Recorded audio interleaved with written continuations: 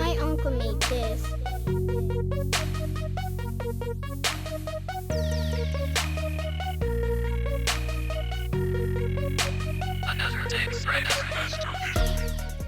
What's up, YouTube? It's your boy TexazMane. This for all y'all new people out there, beginners, noobs, whatever the hell y'all want to call it. I'm gonna teach y'all how to run a mile. Alright, now when you want to run a mile, I don't care if you're overweight, you're skinny as shit, or you muscular as shit, you just ain't never ran or you hated running. I'm gonna try to show you how to run a mile. What you want to do first is, you always want to make sure you got you a good pair of running shoes.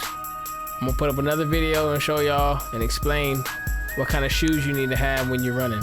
There's different types of shoes you need. You got shoes for the asphalt outside, the concrete, shoes for the trail, different terrain, and you got shoes for the treadmill. All different types of shoes. I'll get to that on another video, but this video right here is about how to run a mile. So anyway, when you first want to run a mile, when you're beginning, you first want to start out, I say, go on the treadmill. You don't want to jump straight to the street. Alright, now when you get on the treadmill, before you even get on that thing, make sure you stretch, because you are going to be sore as hell the next day, especially if you ain't never ran or you ain't ran in 2-3 years. Alright, so what you going to do, there's different stretches you can do. I'm just going to give you something that I do real quick. You can lock your knees out and bend straight down. Try to touch your toes, but keep your legs straight. Do that for 30 seconds minimum.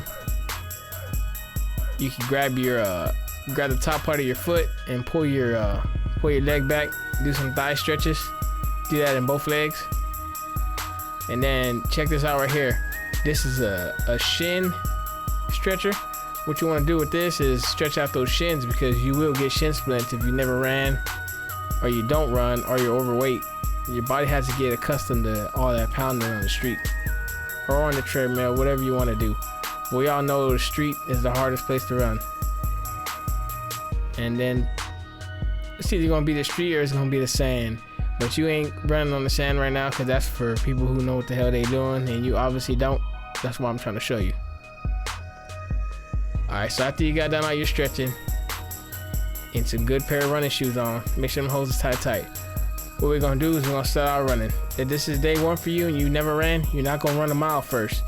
What you're gonna do is you're gonna run till you can't run no more. Now what I mean by that is, you should have a mile on the treadmill. It tells you when you get to a mile. Now 0.25 is gonna be a lap. So 4.25 is a full mile. That's for every time around a track, whether you're at a track, 0.25 is a lap. So 4 of those is a mile. So what you're gonna do if you never ran before, what you're gonna do is when you get out there, you're gonna jog. I don't give a shit how long it takes you, just don't stop. You're gonna do a whole lap.